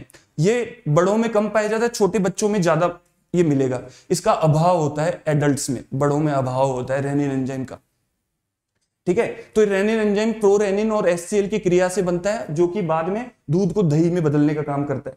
ऐसी पेट के अंदर और क्या काम होता है? पेप्सिनोजन एक एंजाइम निकलता है, जो कि HCl से काम करके, HCl से क्रिया करके और पेप्सिन में बदल जाता है। पेप्सिन में सक्रिय होकर पेप्सिन का निर्माण करता है। यह पेप्सिन प्रोटीन्स का पाचन करता है। फिर प्रोटीन्स को पाचन करने के लिए कौन सा काम आता है आमाशय में? पेप्सिन एंजाइम, ठीक है। तो प्रोटीन का पाचन करने के लिए सबसे पहले पेप्सिनोजन वो HCl के साथ मिलकर पेप्सिन का निर्माण करता है। और पेप्सिन जो है आपका प्रोटीन को अमीनो अम्ल में तो खैर यहां नहीं बदलेगा, लेकिन प्रोटीन को डाइपेप्टाइड्स में या पेप्टोन्स में बदल देगा ये पेप्सिन एंजाइम। देखो प्रोटीन जो होते हैं वो होते हैं पॉलीपेप्टाइड्स। पॉलीपेप्टाइड्स की श्रृंखला होती है, मतलब बहुत सारे छोटे छोटे अमीनो अम्लों की श्रृंखला होती है, अमीनो अम्लों की, ठीक है, उनको बोलते हैं पॉलीपेप्टाइड्स, बहुश्रृंखलित होते हैं ये, ठीक है। पेप्सिन एंजाइम क्या करता है, इनको बहुश्रृंखलित को तोड़ के और डाइपेप्टाइड्स में बदल देता है, डाइपेप्टाइड्स या ट्राइपेप्टाइड्स में बदल देता है, ठीक है। तो उनको पेप्टॉन्स बोला जाता है, जिसमें 2 ही बंद हो या 3 बंद हो, ऐसे ऐसे अणुओं में चेंज कर देता है, क्योंकि इसमें तो बहुत सारे बंद होते हैं, हजारों बंद होते हैं प्रोटीन में, तो उनको तोड़ के और इतने सरल अणु में बदल देता है, पेप्टॉन्स में। फिर ये पेप्टॉन्स बाद में जाके अमीनो अम्ल में बदलते हैं, प्रोटीन की सबसे सरलतम इकाई कहां पे बदलते हैं ये अमीनो अम्ल में, ये जाके आगे जब आप इलियम में पाचन होगा तब वहां पर जाकर प्रोटीन का पूर्ण पाचन संपन्न होता है प्रोटीन का। अभी तो केवल ये प्रोटीन्स को डाइपेप्टाइड्स में बदला गया है, पेप्टॉन्स में बदला गया है, अभी तक तो और पाचन आगे होगा। तो आमाशय में केवल इतना ही पाचन हो पाता है प्रोटीन का, कंप्लीट पाचन नहीं हो पाता है, ठीक है। तो डाइपेप्टाइड या ट्राइपेप्टाइड जिनको प्रोटियोसेज भी बोलते हैं, ठीक है, इनमें चेंज कर देता है पॉलीपेप्टाइड्स को। आमाशय में पाचन के फलस्वरूप काइम का निर्माण होता है दोस्तों, जो ग्रहणी में प्रवेश करता है। तो अब भोजन जो है आमाशय में पाचन होने के बाद में भोजन कहां प्रवेश करेगा, ग्रहणी में। तो अभी तक हमने क्या देखा है, आमाशय में पाचन देख लिया है, आमाशय में किस तरह पाचन होता है। अब भोजन सीधा प्रवेश करेगा ग्रहणी के अंदर, अब भोजन जो है सीधा प्रवेश करेगा ग्रहणी के अंदर। ग्रहणी क्या होती है, छोटी आंत का पहला भाग। तो आमाशय में पाचन संपन्न हो गया है, आमाशय में पाचन संपन्न हो गया है, ठीक है। आमाशय में पाचन के बाद काइम का निर्माण होता है, मुंह में तो बोलस का निर्माण हुआ था, आमाशय में जब पाचन हो जाता है तो उसको क्या बोलते हैं हम, जो भोजन, जो पूरा भोजन जो है मिक्स हो रखा है अभी, पाचित अपाचित भोजन जो पूरा मिक्स है, उसको क्या बोला जाता है, काइम। वो काइम के रूप में भोजन जो है ग्रहणी में प्रवेश करता है। आई बात समझ में, ठीक है। तो अब हम आगे पढ़ेंगे छोटी आंत में पाचन, छोटी आंत में पाचन, ठीक है। छोटी आंत में पाचन से पहले मैंने अभी आपको बताया कि यहां तक हमने देख लिया ग्रास नली, आमाशय। अब हम पहुंच गए हैं ग्रहणी के भाग तक। अब ग्रहणी के अंदर कैसे पाचन होगा, फिर आगे कैसे पाचन होगा, वो हम देखने वाले हैं, ठीक है। मेरे को उम्मीद है आपको समझ में आ रहा होगा, डिटेल से मैं लेके चल रहा हूं, ठीक है। सारी चीजों को आप लोग नोट करते जाइए कॉपी में। अब ग्रहणी में पाचन तो लिख लो पहली बात। अब छोटी आंत में पहुंच गए हम, छोटी आंत। छोटी आंत का पहला हिस्सा क्या है, ग्रहणी। छोटी आंत का पहला हिस्सा क्या है, ग्रहणी, ठीक है। छोटी आंत की अगर मैं बात करूं तो छोटी आंत की जो लंबाई होती है, छोटी आंत की लंबाई होती है लगभग 6 मीटर, 6 मीटर मान के चलो, औसत लंबाई जो है छोटी आंत की 6 मीटर होती है। उसमें से पहला हिस्सा है ग्रहणी, ठीक है, उसमें से पहला हिस्सा है ग्रहणी, लंबाई 6 मीटर। और इसकी मोटाई की बात करूं, छोटी आंत की मोटाई जो है वो होती है लगभग 2.5 सेंटीमीटर, 2.5 सेंटीमीटर की मोटाई होती है छोटी आंत की, और लंबाई होती है 6 मीटर। तो छोटी आंत का पहला हिस्सा जो है वो है ग्रहणी, छोटी आंत का पहला हिस्सा है ग्रहणी। ग्रहणी की लंबाई 25 सेंटीमीटर है, केवल 6 मीटर में से केवल 25 सेंटीमीटर की होती है ग्रहणी, बहुत छोटा सा हिस्सा होता है। छोटी आंत का सबसे छोटा हिस्सा ग्रहणी होता है, ये ध्यान रखना आप, छोटी आंत का सबसे छोटा हिस्सा। ये भी क्वेश्चन बन गया, हर लाइन जो मैं बोल रहा हूं वहां पर क्वेश्चन है, हर लाइन में क्वेश्चन है, आप लोग लिखते जाओ, नोट करते जाओ। तो छोटी आंत का पहला हिस्सा ग्रहणी है, और वो सबसे छोटा हिस्सा भी है जिसकी लंबाई है 25 सेंटीमीटर, ठीक है। अब काइस नहीं है, काइम, काइम। जब आमाशय से भोजन काइम के रूप में ग्रहणी में प्रवेश करता है तो वहां पे 5 हार्मोन्स का स्रावण होता है, 5 तरह के हार्मोन निकलते हैं, ठीक है। तो उन हार्मोन में पहला हार्मोन जो है वो आपके सामने है, एंटीरोगेस्टेरोन, पहला हार्मोन। ये आमाशयी ग्रंथियों पर क्रिया करके जठर रस के स्रावण को रोकता है। तो ग्रहणी में जब जैसे ही भोजन आता है, काइम आता है, तो यहां पर एक एंटीरोगेस्टेरोन हार्मोन का स्रावण होता है, जो कि क्या करता है, जठर रस के स्रावण को रोकता है, जो कि उल्टा क्रिया करता है पेट पर। ये जो हार्मोन है एंटीगेस्टेरोन जो हार्मोन है, ये ऊपर पेट की तरफ कार्य करता है, और पेट में जो जठर रस बन रहा था उसको रोकने की कोशिश करता है, उसको रोकता है मतलब। तो जठर रस को रोकने वाला, क्योंकि जठर रस की अब जरूरत नहीं है, जठर रस केवल तब तक ही स्रावित होता है जब तक भोजन पेट में रहता है। तो जठर रस से भोजन जो है पाचित होता है, उसके बाद ग्रहणी में आता है। अब उस जठर रस को रोकने वाला एंटीरोगेस्टेरोन हार्मोन है, ठीक है। कोलेसिस्टोकाइनिन अगला हार्मोन है आपके सामने, कोलेसिस्टोकाइनिन।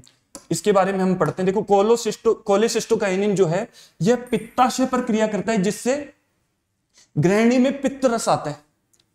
बहुत इंपॉर्टेंट बात है, ध्यान रखना दोस्तों, सब साइंटिफिक तरीके से चल रहा है, ठीक है। अब कोलेसिस्टोकाइनिन क्या करता है, यकृत से जुड़ा हुआ एक पित्ताशय होता है जिसमें पित्त रस इकट्ठा होता है, पित्त रस।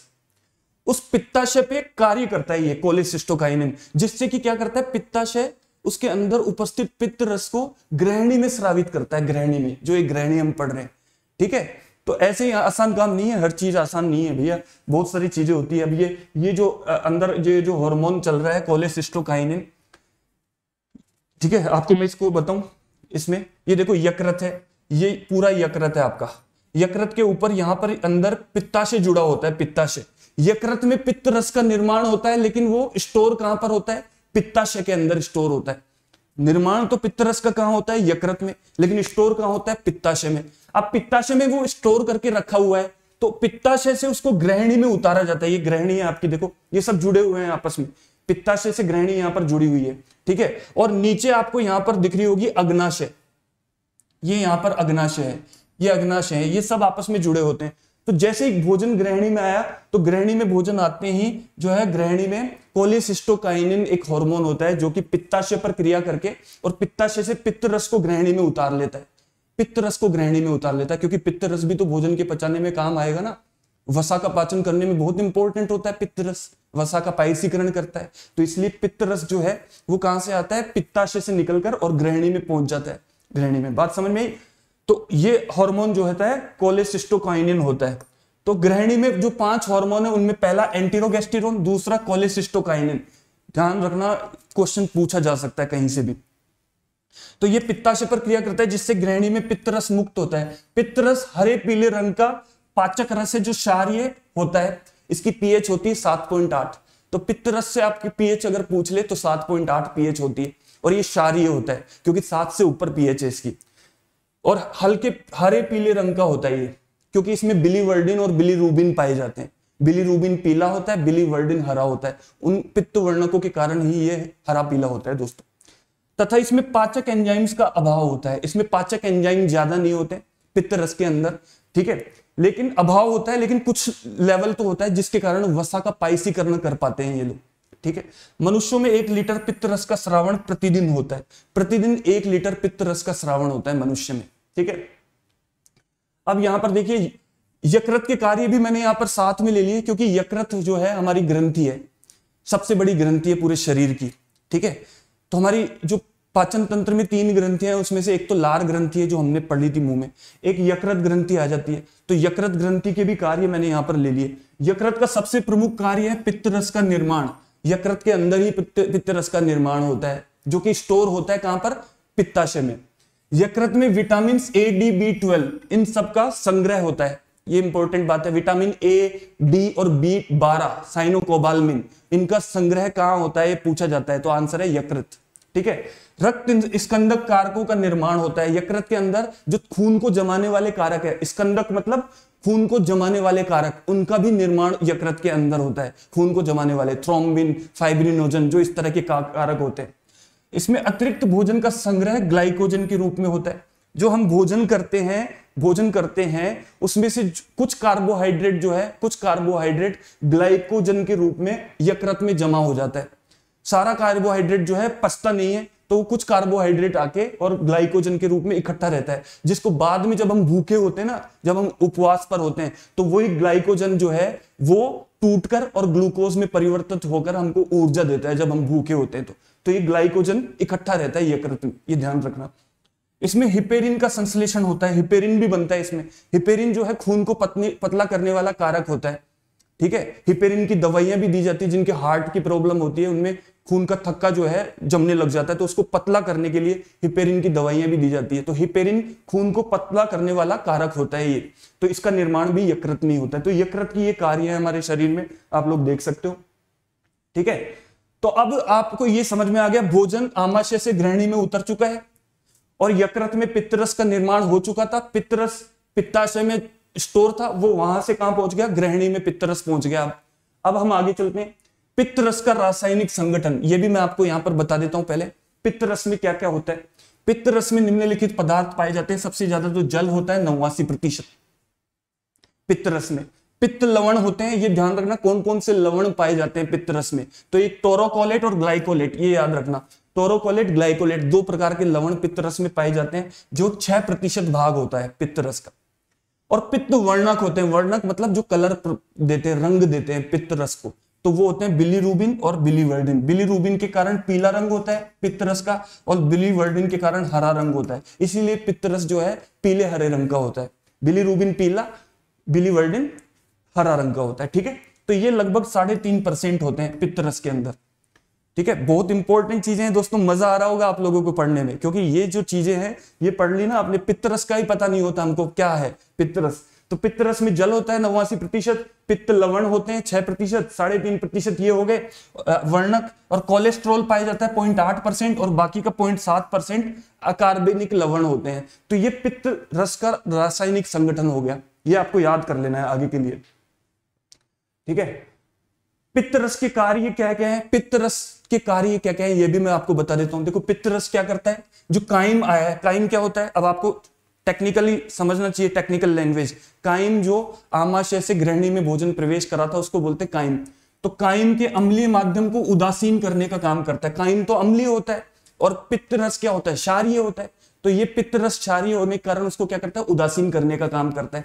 तो अम्लीय माध्यम जो पेट में से आया है उसको क्या करता है, उदासीन करता है, क्योंकि अम्ल और क्षार मिलके क्या बनता है, लवण बनता है, उदासीन हो जाते हैं वो दोनों। ठीक है, इसके पित्त लवण वसा का पायसीकरण करते हैं। पित्त लवण जो है इसके अंदर वो क्या करते हैं, वसा का पायसीकरण करते हैं। पायसीकरण का मतलब होता है वसा को छोटी छोटी गोल गोल बूंदों में तोड़ना, छोटे छोटे भागों में तोड़ना। तो वसा बहुत जटिल होती है वैसे तो उसको छोटे छोटे भागों में तोड़ना जरूरी है। तो पित्त रस के जो लवण होते हैं ना, वो ही वसा का पायसीकरण करते हैं। दोस्तों अभी हमने पढ़ा था पित्त रस के लवण जो पढ़े थे हमने। ठीक है, तो वो जो लवण है वो पायसीकरण करने का काम करते हैं। ये बैक्टीरिया नाशक होता है, बैक्टीरिया नाशक का भी काम करता है पित्त रस। और पित्त लवण जो है वसा अम्लों के अवशोषण में भी सहायक करते हैं। वसा का जब पाचन होता है तो वसा अम्लों में टूटती है वसा, तो उन वसा अम्लों के अवशोषण में भी ये पित्त रस सहायता करता है। तो ये काम है पित्त रस के। अब देखो तीसरा और चौथा हार्मोन जो ग्रहणी के अंदर होता है उसको पढ़ेंगे हम, तीसरा और चौथा हार्मोन। ठीक है, अभी तक जो हार्मोन हमने क्या पढ़े, दो हार्मोन अभी हमने पढ़े, एंटीरोगेस्टेरोन और कोलेसिस्टोकाइनिन। अभी तक दो ही हार्मोन हमने पढ़े हैं। आपने देखा होगा 5 हार्मोन होते हैं, मैंने आपको बताया था ग्रहणी के अंदर 5 हार्मोन होते हैं। ग्रहणी में पाचन होने पर 5 हार्मोन स्रावित होते हैं ग्रहणी में जब भोजन आता है। तो पहला है एंटीरोगेस्टेरोन, दूसरा है कोलेसिस्टोकाइनिन हार्मोन, तीसरा है आपका, अब अगला हार्मोन आ जाता है कोलेसिस्टोकाइनिन से पित्त रस का स्रावण होता है। ठीक है, उसके बाद अगला हार्मोन आ जाता है आपका सीक्रेटिन और पैंक्रियोजाइन। तीसरा चौथा हार्मोन जो है ये जो है आपके सीक्रेटिन और पैंक्रियोजाइन जो है ये भी जो है आपके ग्रहणी में स्रावित होते हैं।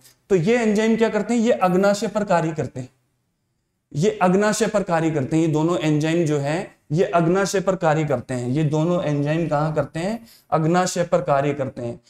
ठीक है, जिससे कि अग्नाशयी रस का स्रावण होता है, जिससे कि ग्रहणी में क्या पहुंच जाता है, अग्नाशयी रस। तो ये दोनों एंजाइम उस पर कार्य करते हैं। ठीक है, अगर मैं आपको बताऊं यहां पर, तो देखो यहां पर आपकी अग्नाशय दिख रहा होगा आपका, ये आपकी ग्रहणी है, यहां पर ये ग्रहणी है। ठीक है, और ये नीचे जो है इसके यहां पर जस्ट इसके साथ जुड़ा हुआ है ये अग्नाशय है, अग्नाशय।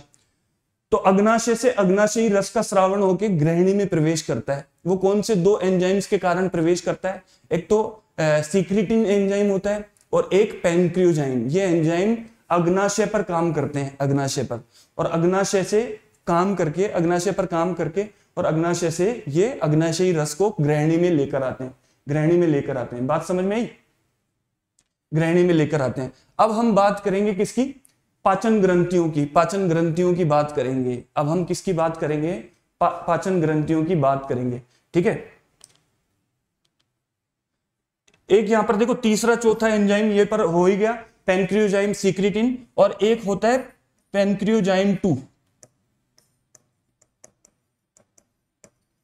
मैंने आपको बताए थे कि 5 हार्मोन स्रावित होते हैं, तो एक दो तो मैंने आपको शुरू में बता दिया, तीसरा सिक्रेटिन, पैंक्रियोजाइम, और ये होता है पैंक्रियोजाइम 2, ये भी इनके साथ ही काम करता है अग्नाशयी रस को श्रावण कराने में। तो ये तीनों एंजाइम एक्चुअली काम करते हैं अग्नाशयी रस पर। तो 5 हार्मोन होते हैं जो मैंने आपको बताए थे, टोटल 5 हार्मोन गृहिणी के अंदर स्रावित होते हैं, ठीक है। तो ये अग्नाशयी रस पर काम करते हैं, तो अग्नाशयी रस से अग्नाशय पर काम करते हैं, तो अग्नाशय से अग्नाशयी रस निकलकर कहां जाता है, गृहिणी में जाता है, क्योंकि अग्नाशयी रस में क्या होता है, पाचक एंजाइम होते हैं। अब वो जाके गृहिणी में क्या करेंगे, पाचन करेंगे। तो उधर से तो आया पित्त रस, देखो साइंटिफिकली समझो, उधर से तो पित्त रस आया पित्ताशय से, और इधर से आया अग्नाशय रस, ये मिलके कैसे पाचन करेंगे गृहिणी में, अब ये देखते हैं हम। इधर से तो पित्त रस आ गया और इधर से अग्नाशय रस आ गया गृहिणी के अंदर, तो गृहिणी के अंदर अब कुछ पाचन होगा, ठीक है। तो अग्नाशय एक पाचन ग्रंथि है, उसका परिचय मैंने यहां पर दे रखा है आपको अग्नाशय के बारे में, पाचन अभी मैं इसको बता दूंगा, ठीक है। अब 4 एंजाइम इसमें पाए जाते हैं, 4 एंजाइम पाए जाते हैं अग्नाशयी रस में। ये किसके बारे में है, अग्नाशयी रस, यह है अग्नाशयी रस। अग्नाशयी रस में 4 एंजाइम पाए जाते हैं। पहला कौन सा है, ट्रिप्सिनोजन, दूसरा है काइमोट्रिप्सिन। तो देखो 2 एंजाइम तो ये होते हैं, अग्नाशयी रस जो अग्नाशय से आया है गृहिणी में, उसमें कौन कौन से एंजाइम है, पहला है ट्रिप्सिनोजन, दूसरा है काइमोट्रिप्सिन, ठीक है। ट्रिप्सिनोजन जो है ये बाद में ट्रिप्सिन में परिवर्तित हो जाता है, क्योंकि ट्रिप्सिन जो है वो सक्रिय एंजाइम है, ट्रिप्सिनोजन जो है ये निष्क्रिय अवस्था में रहता है। तो एंटीरोकाइनेज प्रक्रिया के द्वारा, ये एंटीरोकाइनेज प्रक्रिया के द्वारा ट्रिप्सिन में परिवर्तित हो जाता है, जबकि काइमोट्रिप्सिनोजन जो है वो ट्रिप्सिन से क्रिया करके और काइमोट्रिप्सिन में परिवर्तित हो जाता है, काइमोट्रिप्सिन में, ठीक है। तो ये सक्रिय हैं दोनों, ट्रिप्सिन और काइमोट्रिप्सिन, ये भोजन का पाचन करते हैं गृहिणी के अंदर। ट्रिप्सिन और काइमोट्रिप्सिन जो है वो किसका पाचन करेंगे, प्रोटीन का पाचन, ये ध्यान रखना। आमाशय के अंदर प्रोटीन का पाचन करने वाला एंजाइम कौन सा था, पेप्सिन, मैंने आपको बताया था, पेप्सिनोजन, पेप्सिन। जबकि गृहिणी के अंदर प्रोटीन का पाचन कौन करेंगे, ट्रिप्सिन और काइमोट्रिप्सिन, ठीक है। ये अलग अलग प्रकार के प्रोटीनों का पाचन करते हैं दोनों। जैसे देखो यहां पर आपको आर्जिनिन और लाइसिन अमीनो अम्ल वाले प्रोटीन जो होते हैं, प्रोटीन अमीनो अम्ल से बने होते हैं, तो जो आर्जिनिन और लाइसिन अमीनो अम्लों से बने होते हैं प्रोटीन, उनका पाचन तो करता है आपका ट्रिप्सिन, उनका पाचन तो आपका ट्रिप्सिन करता है, ठीक है। जबकि जो एरोमेटिक अमीनो अम्लों से बने होते हैं उनका पाचन करता है काइमोट्रिप्सिन। ये थोड़ी अंदर की बात है, आप लोग ये ध्यान रखो कि ट्रिप्सिन और काइमोट्रिप्सिन जो है, ट्रिप्सिन और काइमोट्रिप्सिन वो प्रोटीन का पाचन करते हैं, कहां पर, गृहिणी के अंदर। ये आप लोगों को समझ में आ गया होगा, ठीक है। इसके अलावा गृहिणी के अंदर और क्या क्या है, अग्नाशयी रस जो आया है गृहिणी के अंदर, उस अग्नाशयी रस में अग्नाशयी एमाइलेज भी होता है। उसमें तीसरा कौन सा एंजाइम होता है, एमाइलेज। एमाइलेज क्या करता है, इसको एमिलोप्सिन भी कहते हैं। ये एंजाइम सरल पॉलीसेकेराइड को डाइसेकेराइड में बदलता है। मतलब पॉलीसेकेराइड क्या होती है, कार्बोहाइड्रेट, तो ये एंजाइम कार्बोहाइड्रेट को डाइसेकेराइड में तोड़ता है। तो कार्बोहाइड्रेट का पाचन करने वाला कौन सा है, एमाइलेज, अग्नाशयी एमाइलेज। ये कार्बोहाइड्रेट का पाचन करता है, ठीक है। किस में करता है, डाइसेकेराइड में। डाइसेकेराइड सरल अणु होते हैं कार्बोहाइड्रेट के। तो ये यहां पर ये भी पाया जाता है अग्नाशयी रस में। ये अग्नाशयी रस के अंदर है जो कि गृहिणी के अंदर आए हैं। अग्नाशयी रस में एक तो ट्रिप्सिन हो गया, ठीक है, एक हो गया आपका काइमोट्रिप्सिन, एक एमाइलेज आ गया, फिर उसके बाद लाइपेज आ जाता है। लाइपेज वसा का पाचन करता है, लाइपेज, इसको स्टिएप्सिन भी कहते हैं लाइपेज को। यह पाइसीकृत वसा को वसीय अम्लों और ग्लिसरॉल में बदलता है। अब देखो पूरा सिस्टम चल रहा है, पाइसीकृत वसा को, पाइसीकृत मतलब इमल्सिफाइड, इमल्सिफिकेशन हुआ था पहले, वसा का पाइसीकरण हुआ था। वो किसने किया था, मैंने बताया था आपको, वसा का पाइसीकरण करता है पित्त रस। वसा को छोटे छोटे गोलियों में तोड़ता है, पाइसीकरण कहलाता है, छोटे छोटे टुकड़ों में तोड़ना, तो वो पित्त रस करता है। और उस पाइसीकृत वसा को आगे वसीय अम्लों और ग्लिसरॉल में बदलने का काम करता है लाइपेज। तो लाइपेज एंजाइम जो है वो वसा का पाचन करता है, एमाइलेज कार्बोहाइड्रेट का पाचन करता है, और आपका जो था ट्रिप्सिन और काइमोट्रिप्सिन प्रोटीन का पाचन करता है। ये सब ऐसे पाचन करते हैं। तो गृहिणी में पाचन के फलस्वरूप काइल का निर्माण होता है। अब यहां पर जो पाचन हो गया गृहिणी में, इसके बाद जो प्रोडक्ट बना, उत्पाद बना, उसको काइल बोला जाता है। तो भोजन अब काइल के रूप में इलियम में प्रवेश करता है। इससे पहले मैं एक चीज और बता दूं, इलियम से भी पहले काइल जो है, काइल जेजुनम में प्रवेश करता है, जेजुनम। जेजुनम, जेजुनम अग्र शुद्रांत्र इसको बोलते हैं, अग्र शुद्रांत्र। लेकिन अग्र शुद्रांत्र में पाचन बिल्कुल नहीं होता है, इसलिए ज्यादा इंपॉर्टेंट नहीं है। थोड़ा सा मैं इसके बारे में बता देता हूं कि जब भोजन काइल का निर्माण हो गया ग्रहणी के अंदर, तो छोटी आंत का पहला भाग तो ग्रहणी है, आपको मैंने बता ही दिया था। छोटी आंत का दूसरा भाग है अग्र शुद्रांत्र, जेजुनम। भोजन वहां पर प्रवेश करता है फिर, और उसके बाद भोजन प्रवेश करता है इलियम में। छोटी आंत का तीसरा भाग है इलियम, वहां पर पाचन होता है सबसे ज्यादा इलियम के अंदर, और छोटी आंत का इलियम ही सबसे बड़ा भाग है, इलियम। ठीक है, तो देखो मैं आपको फिगर में ये बताता हूं। सबसे पहले ग्रहणी में आया, आमाशय से भोजन ग्रहणी में आया, ग्रहणी में आने के बाद में भोजन यहां पर प्रवेश कर गया। ये जो आपको दिख रही है, ये यहां से अग्र शुद्रांत्र दिख रही होगी आपको। ये वाला जो हिस्सा है पूरा, ये अग्र शुद्रांत्र का हिस्सा है, अग्र शुद्रांत्र। ये बीच में मोटी सी लाइन जो दिख रही है, ये तो बड़ी आंत है, इसको छोड़ो आप, ये तो बड़ी आंत है, ये ऊपर दिख रही है। ये आपके जो है ग्रहणी जुड़ी है अग्र शुद्रांत्र से, ये अंदर ये कुंडलित आपको दिख रही होगी, ये अग्र शुद्रांत्र है। इसकी लंबाई होती है लगभग 2.4 मीटर की, अग्र शुद्रांत्र की। तो भोजन ग्रहणी से अग्र शुद्रांत्र में आता है, वहां पर भोजन का केवल अवशोषण किया जाता है दोस्तों। जो भी पाचित भोजन है उसका अवशोषण किया जाता है अग्र शुद्रांत्र में। इसको जेजुनम बोलते हैं, इंग्लिश में क्या बोलते हैं, जेजुनम। ये 2.4 मीटर की होती है। फिर अग्र शुद्रांत्र से भोजन प्रवेश करता है शुद्रांत्र में। ये जो आखिरी में पूरी कुंडलित नलिका आपको दिख रही है, इसको बोलते हैं शुद्रांत्र या इलियम। ये सबसे बड़ा भाग होता है किसका, छोटी आंत का। ये छोटी आंत का सबसे बड़ा भाग होता है इलियम। तो ये लगभग 3.4 मीटर लंबा भाग होता है। तो छोटी आंत टोटल कितनी होगी, छोटी आंत की टोटल लंबाई आपसे कई बार पूछ ली जाती है। छोटी आंत टोटल होती है 6 मीटर की, उसमें से 25 सेंटीमीटर की आपकी ग्रहणी थी, 2.4 मीटर की आपकी अग्र शुद्रांत्र है, और 3.4 मीटर की शुद्रांत्र है, ये कुंडलित भाग। ये पूरी छोटी आंत है अंदर की तरफ, ये कुंडलित रहती है, बहुत लंबी नलिका होती है जो कुंडलित रहती है 3 भागों में। अब यहाँ इलियम में जब भोजन आएगा ना अग्र शुद्रांत्र के बाद, यहाँ पे पाचन होगा, तो इलियम में काइल प्रवेश करता है। काइल कहां प्रवेश करता है, इलियम में। अग्र शुद्रांत्र में आया पहले, जेजुनम में, वहां पर थोड़ा सा अवशोषण हुआ उसका, और फिर उसके बाद में इलियम में पाचन होगा। अब काइल के इलियम में आने पर 2 हार्मोन्स का स्रावण होता है, जिनको बोलते हैं एंटीरोकाइनिन और विलिकाइनिन। 2 हार्मोन्स का स्रावण होता है इलियम में आने पर। ठीक है, एंटीरोकाइनिन आंत्र ग्रंथियों पर क्रिया करता है, जिससे कि आंत्रीय रस का स्रावण होता है। ये एंटीरोकाइनिन जो है बहुत इंपॉर्टेंट है।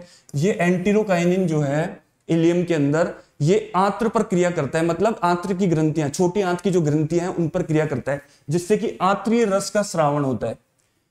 इंटेस्टाइनल जूस इसको बोलते हैं, इंटेस्टाइनल जूस का स्रावण होता है, आंत्रीय रस, एंटीरोकाइनिन की क्रिया से। इस आंत्रीय रस में ये एक क्षारीय पाचक रस है, जिसकी पीएच 8 होती है, 8 पीएच का क्षारीय पाचक रस है।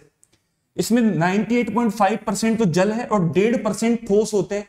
उन ठोस में एंजाइम्स पाए जाते हैं। कौन कौन से, वो होते हैं सुक्रेज, जिसको इन्वर्टेज भी बोलते हैं, माल्टेज, लैक्टेज, लाइपेज। ठीक है, ये सब अमीनोपेप्टोटाइज, न्यूक्लिएजेज, न्यूक्लियोटाइडेज, न्यूक्लियोसाइडेज, ये सब पाए जाते हैं इसके अंदर।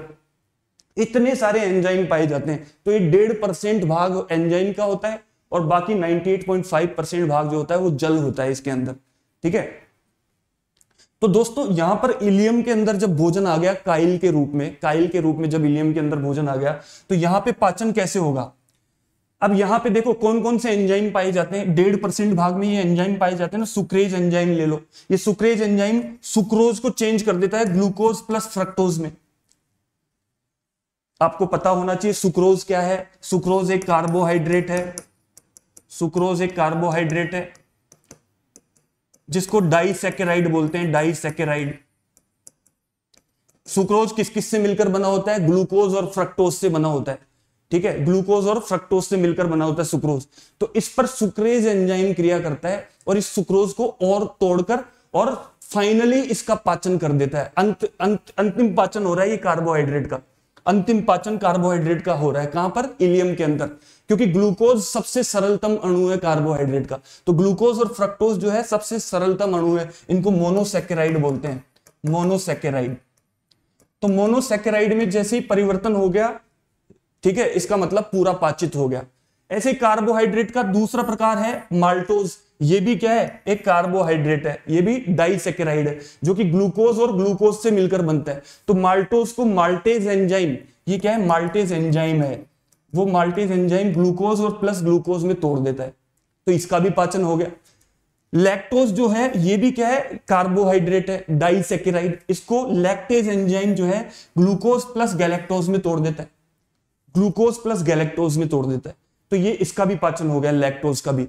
तो ये सब शर्कराएं होती है। कार्बोहाइड्रेट क्या होते हैं, कार्बोहाइड्रेट शर्कराई तो होती है, तो सुक्रोज शर्करा, माल्टोज शर्करा, लैक्टोज शर्करा, इन सबका फाइनली पाचन होकर ग्लूकोज में पाचन हो जाता है, और ग्लूकोज को जो है हमारी कोशिकाएं अवशोषित कर लेती है, और ग्लूकोज से ही एटीपी के रूप में ऊर्जा उत्पन्न होती है दोस्तों। आगे ग्लूकोज से ही ऊर्जा मिलती है हमारे शरीर को, तो यहां तक पहुंचता है तभी जाके पाचन होता है। इधर पाइसिकृत जो वसा है उसका लाइपेज जो है, कुछ लाइपेज तो ग्रहणी में ही पाचन कर देता है, और कुछ पाइसिकृत वसा का पाचन होता है यहां पर आकर इलियम में, पाइसिकृत वसा का लाइपेज के द्वारा, वसीय अम्ल और ग्लिसरॉल। लाइपेज एंजाइम आप लोग ध्यान रखो हमेशा वसा का पाचन करता है। पेप्टोन्स व अमीनो अम्ल, यहां पर देखो पेप्टोन्स और अमीनो अम्लों को पाचित करता है, ये गलत लिख दीजिए यहां पे, ये काट लो, ये वसीय अम्ल। पेप्टोन्स एक्चुअली क्या होते हैं, पेप्टोन्स डाइपेप्टाइड्स होते हैं, प्रोटीन होते हैं पेप्टोन्स, ठीक है, उनको अमीनो अम्लों में तोड़ा जाता है, उनको अमीनो अम्लों में तोड़ा जाता है, ठीक है, पेप्टोन्स को अमीनो अम्लों में तोड़ा जाता है। यहां लिखा हुआ नहीं है तो मैं आपको यहां पर लिख देता हूं, जो पेप्टोन्स होते हैं, पेप्टोन्स, जो पेप्टोन्स होते हैं, ठीक है, उनको फाइनली अमीनो अम्लों में तोड़ा जाता है, अमीनो अम्ल। वो कौन तोड़ता है, ट्रिप्सिन एंजाइम, ट्रिप्सिन एंजाइम का ये काम होता है। तो प्रोटीन का पाचन कौन करता है, ये प्रोटीन है पेप्टोन्स, जिसको डाइपेप्टाइड बोलते हैं, अभी बताया था थोड़ी देर पहले आपको। तो प्रोटीन के पाचन से अंत में क्या बनता है, अमीनो अम्ल में टूटते हैं, प्रोटीन के पाचन से किसमें टूटते हैं, प्रोटीन अमीनो अम्ल में। ये सरलतम इकाई है प्रोटीन की। वसा की सरलतम इकाई वसीय अम्ल और ग्लिसरॉल है, कार्बोहाइड्रेट की सरलतम इकाई ग्लूकोज है, और प्रोटीन की सरलतम इकाई है अमीनो अम्ल। तो इस तरह से इनका सबका पाचन यहां पर हो जाता है, ठीक है, बात समझ में आ गई आपको। तो ये सब जो है भोजन आपका यहां पर इलियम के अंदर पाचन हो जाता है दोस्तों। इलियम में सेल्यूलोज को छोड़कर शेष सभी भोजन का पूर्ण पाचन हो जाता है। इलियम में आप सेल्यूलोज को छोड़ दो, सेल्यूलोज थोड़ा सा जो है टाइम ज्यादा लेता है। सेल्यूलोज एक जटिल कार्बोहाइड्रेट होता है, सेल्यूलोज, स्टार्च, ये टाइम ज्यादा लेते हैं पाचित होने में, ठीक है, तो इनका पाचन थोड़ा सा लेट तक चलता है, इनका पाचन जो है आगे तक चलता है, बड़ी आंत तक। सेल्यूलोज का पाचन होने में थोड़ा और टाइम लगता है, ठीक है, बाकी सबका पाचन हो जाता है। अब अवशोषण की बात करें तो इलियम में पाचित भोजन का रक्त में अवशोषण होता है। इलियम में अवशोषण सक्रिय रसांकुर अवशोषण के लिए अधिक सतह प्राप्त करते हैं। विलिक्राइनिन हार्मोन रसांकुरों की गति बढ़ाकर अवशोषण की दर बढ़ाता है। इलियम के अंदर जो है विलिकाइनिन एक हार्मोन होता है जो कि इन रसांकुरों को की गति बढ़ाता है। इलियम के अंदर 45 लाख रसांकुर पाए जाते हैं। देखो इलियम के अंदर कितने रसांकुर होते हैं, 45 लाख। ये रसांकुर जो है अवशोषण करते हैं, जो पाचित भोजन है उसका अवशोषण करने में मदद करते हैं। तो इन रसांकुरों को इनकी गति बढ़ाने का काम करता है विलिक्राइनिन हार्मोन, ठीक है। अब मल के बारे में आपको मैं बताऊं, मल जो है विशेष गंध जो है मल की वो स्केटोल, इंडोल और क्रिसोल से होती है। कभी आपसे ये क्वेश्चन पूछ ले, जो हमारा मल होता है, हमारे शरीर में से मल निकलता है, उसकी गंध किसके कारण होती है, तो वो इन पदार्थों के कारण होती है, स्केटोल, इंडोल, क्रिसोल के कारण, जिनका निर्माण बैक्टीरिया की क्रिया से कोलन में ट्रिप्टोफैन अमीनो अम्ल से होता है। इन सबका निर्माण किससे होता है, ट्रिप्टोफैन अमीनो अम्ल से होता है, ठीक है, कोलन में, बड़ी आंत में, ठीक है। अगर अब मैं आपको थोड़ा बता दूं बड़ी आंत के बारे में, तो देखो बड़ी आंत जो है, अब यहां पर इलियम में पाचन हो गया तो इसका मतलब छोटी आंत में पाचन पूर्ण हो गया। इलियम तक पाचन का मतलब क्या हुआ, छोटी आंत तक पाचन हो गया। इलियम के बाद भोजन जो है वो प्रवेश करेगा किसमें, बड़ी आंत में। तो बड़ी आंत कौन सी है, ये देखो अंदर तो आपकी ये जो है ये छोटी आंत है, छोटी आंत दिख रही थी आप, इसके चारों तरफ बाहर जो दिख रही है आपको ये बड़ी आंत है, ये बाहर मोटी सी दिख रही है बड़ी आंत है, ठीक है। तो बड़ी आंत की अगर मैं बात करूं तो बड़ी आंत की लंबाई तो कम होती है, केवल 1.5 मीटर होती है लंबाई, लेकिन मोटाई छोटी आंत से ज्यादा होती है, मोटाई ज्यादा होती है, इसीलिए इसको बड़ी आंत बोलते हैं, क्योंकि इसकी मोटाई ज्यादा है। तो इसकी मोटाई क्या है, इसकी मोटाई होती है 6 से 7 सेंटीमीटर, इसका व्यास 6 से 7 सेंटीमीटर होता है, जबकि उसका 2.5 सेंटीमीटर के पास आसपास था छोटी आंत का व्यास। तो बड़ी आंत जो है आपकी, बड़ी आंत के कुछ भाग होते हैं। बड़ी आंत शुरू होती है आपकी अंधनाल से, अंधनाल में भोजन प्रवेश करता है यहां से, जैसे इलियम में पाचन हो जाता है, भोजन अंधनाल में प्रवेश करता है। अंधनाल क्या बोलते हैं? सीकम। अंधनाल क्या होती है? सीकम। अंधनाल से भोजन प्रवेश करता है कोलन, ठीक है, जिसको कोलन या वृहदांत्र बोलते हैं। अंधनाल के बाद वृहदांत्र में, अब वो कोलन जो है, वृहदांत्र जो है 4 प्रकार की है। एक तो आरोही वृहदांत्र जो ऊपर चढ़ने वाली वृहदांत्र है, एक अनुप्रस्थ वृहदांत्र जो ऐसी है, ठीक है, जो समतल आपको दिख रही है, अनुप्रस्थ वृहदांत्र। एक है आपकी अवरोही वृहदांत्र जो नीचे उतरती हुई वृहदांत्र है, और एक है आपकी सिग्माकार वृहदांत्र। तो वृहदांत्र के 4 भाग होते हैं, ये मैं लिख देता हूं, यहां पर लिखी हुई नहीं है, ये वृहदांत्र सिग्माकार वृहदांत्र है, ठीक है। तो ये मैं क्या बता रहा हूं? बड़ी आंत के भाग बता रहा हूं। बड़ी आंत का जो पहला भाग है वो क्या है? अंधनाल। यहां पर आपको ये दिख रहा होगा, ये हिस्सा अंधनाल है, ठीक है। बड़ी आंत, शुद्धांत्र आगे बड़ी आंत से जुड़ा होता है, इसके बारे में कुछ पढ़ते हैं। यहाँ कुछ विशेष जीवाणु पाए जाते हैं। ये जीवाणु छोटी आंत से शेष बचे अपाचित भोजन को किण्वन क्रिया द्वारा सरलीकृत कर पाचन में मदद करते हैं। आपको पता है ना, थोड़ा बहुत भोजन बचाता, सेल्यूलोज वगैरह, उसकी आगे जो है जीवाणु उसको पाचन करने में मदद करते हैं आगे बड़ी आंत में। बड़ी आंत का मुख्य कार्य जल व खनिज लवणों का अवशोषण करना है, ठीक है, और अपाचित भोजन को मल द्वार से उत्सर्जित करना है। जो अपाचित भोजन है, पाचन हो गया वो तो अवशोषण हो जाएगा, और जल और खनिज लवण का अवशोषण हो जाएगा, और जो अपाचित भोजन है उसको मल द्वार से बाहर निकालना, मल के रूप में बाहर निकालना, ये बड़ी आंत का काम होता है। तो बड़ी आंत को 3 भागों में बांटा जाता है। पहला भाग जो है वो है अंधांत्र या अंधनाल। अभी मैं बता रहा था आपको, ये पहला भाग होता है अंधनाल या अंधआंत्र। ये भाग शुद्रांत्र से जुड़ा होता है। यहां शुद्रांत्र से आने, शुद्रांत्र मतलब इलियम, हिंदी इंग्लिश में ध्यान रखना, शुद्रांत्र इलियम, छोटी आंत का सबसे बड़ा भाग इलियम, 3.4 मीटर लंबा इलियम, ठीक है। तो यहां शुद्रांत्र से आने वाले पाचित आहार रस का अवशोषण होता है तथा शेष बचे अपशिष्ट को आहार रस का अवशोषण होता है, शेष बचे अपशिष्ट को आगे वृहदांत्र में पहुंचा दिया जाता है, ठीक है।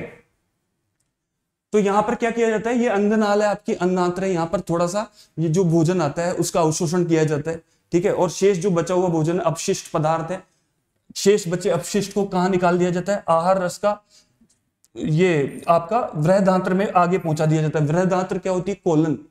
तो अंधनाल में अवशोषण करके और अपशिष्ट जो है उसको वृहदांत्र में पहुंचा दिया जाता है, ठीक है। तो वृहदांत्र के बारे में हम पढ़ते हैं। वृहदांत्र, इसको बोलते हैं कोलन। ये बड़ी आंत का दूसरा भाग है वृहदांत्र। पहला भाग अंधनाल हो गया, दूसरा भाग वृहदांत्र हो गया, कोलन। इसके भी 4 भाग हैं, आरोही वृहदांत्र, अनुप्रस्थ वृहदांत्र, अवरोही वृहदांत्र और सिग्माकार वृहदांत्र। ये इनकी लंबाइयां भी दी हुई है, पूछते नहीं है ज्यादातर इनकी लंबाइयां, आपके सामने, आप इनको पढ़ लेना, ये इनकी लंबाइयां होती है। तो ये 4 भाग होते हैं वृहदांत्र के, ठीक है। तो भोजन एक्चुअली यहां से प्रवेश करता है वृहदांत्र में। आहार नाल में बड़ी आंत का अंधांत्र के आगे वाला भाग, अंधनाल के आगे वाला भाग वृहदांत्र कहलाता है। ये उल्टे यू आकार की करीब 1.3 मीटर लंबी नलिका होती है। टोटल बड़ी आंत जो है वो 1.5 मीटर की होती है, उसमें से 1.3 मीटर की लंबी तो यही होती है, कोलन जो है वृहदांत्र, जो हमने अभी देखा भी था फिगर में।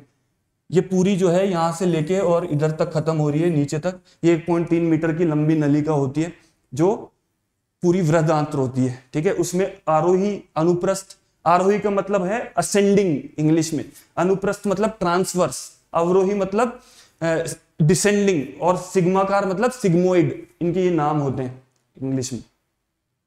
ये 4 तरह की वृहदांत्र होती है। यहां से आपका अपशिष्ट पदार्थ गुजरता है। अपशिष्ट पदार्थ जो कि कहां से आया था? जो कि आपका इससे पहले वाले अंधनाल से आया था, वो अपशिष्ट पदार्थ अब यहाँ चारों से गुजरता है। यहाँ पे भी कुछ अवशोषण होता है और बाकी अपाचित भोजन अपशिष्ट को जो है आगे भेज दिया जाता है मलाशय में। मलाशय में आ जाता है। तो मलाशय आहार नाल का अंतिम भाग होता है, यह करीब 20 सेंटीमीटर लंबा है। आहार नाल का जो अंतिम भाग है वो है मलाशय, जो कि 20 सेंटीमीटर लंबा है। ये पूरा आपका मलाशय है, रेक्टम इसको बोलते हैं इंग्लिश में, रेक्टम। तो आहार नाल का अंतिम भाग है मलाशय, तो ये 20 सेंटीमीटर लंबा है। यहां पर भोजन पहुंच जाता है, ठीक है। इसका अंतिम 3 सेंटीमीटर भाग को गुदानाल कहा जाता है। गुदानाल मल द्वार के रास्ते बाहर खुलती है। 20 सेंटीमीटर से अंतिम 3 सेंटीमीटर को गुदानाल कहते हैं, जो कि लास्ट में मल द्वार के द्वारा बाहर खुलती है और मल द्वार से ही मल का निष्कासन होता है हमारे शरीर में। ठीक है। इसमें गुदानाल में 2 पेशियां लगी होती है, संवर्णी बहिपेशीय और अंतः संवर्णी पेशी। 2 पेशियां पाई जाती है एक्चुअली, स्फिंक्टर्स इंग्लिश में बोलते हैं इनको, स्फिंक्टर्स। ये स्फिंक्टर्स क्या करते हैं, मल द्वार में से कितना मल बाहर जाना है उसको नियंत्रित करते हैं। ठीक है। जैसे हम डिसाइड कर पाते हैं ना कितना मल बाहर निकलना है कितना नहीं निकलना है, तो ये जो है पाचित आहार रस के अवशोषण के पश्चात शेष रहे अपशिष्ट पदार्थों के बाहर निकलने की प्रक्रिया को संवर्णी पेशियां नियंत्रित करती है, कितना बाहर जाना है कितना अंदर रखना है। ठीक है। तो ये संवर्णी पेशियां होती है। तो इस तरह से हमारा पूरा पाचन होता है और मल द्वार से मल बाहर निकल जाता है। तो कंप्लीट जो है आपको मैंने समझा दिया है। उम्मीद करता हूं कि आपको पूरा अच्छे से समझ में आया होगा। ठीक है। मैंने जी जान लगा के कोशिश की है दोस्तों, इसको बढ़िया तरीके से आप लोग करना। उम्मीद करता हूं आप लोग अच्छा रेस्पॉन्स दोगे कि पूरा अच्छा है। आप लोग जरूर बताना आपको अच्छा लगा कि नहीं लगा। ठीक है। तो ये कंप्लीट हमने ये पढ़ लिया है। अब अगली जो क्लास होगी उसमें हम करेंगे क्या, प्रश्नोत्तरी, पाचन ग्रंथियों पर इसका रिवीजन करेंगे और प्रश्नोत्तरी करेंगे इसके रिलेटेड। मेंस में कैसे क्वेश्चन आते हैं, प्री में कैसे क्वेश्चंस आते हैं, दोनों टाइप के क्वेश्चंस हम करेंगे मानव पाचन तंत्र पर। तो फाउंडेशन कोर्स है, उसमें प्री प्लस मेंस चलेगा दोस्तों, जबरदस्त तरीके से चलेगा। पढ़ते जाओ, इतनी डिटेल में आपको पढ़ा रहा हूं मैं, फाउंडेशन आपकी बिल्ड कर रहा हूं। इसके अलावा आप कोई किताब उठा के मत देखना कभी भी आप, आज के बाद इतना मैंने आपको इसमें पढ़ा दिया, कोई किताब की जरूरत नहीं है। ठीक है। ये नोट्स आपके लिए सफिशियंट है। मेरा कोड है साकेत 01।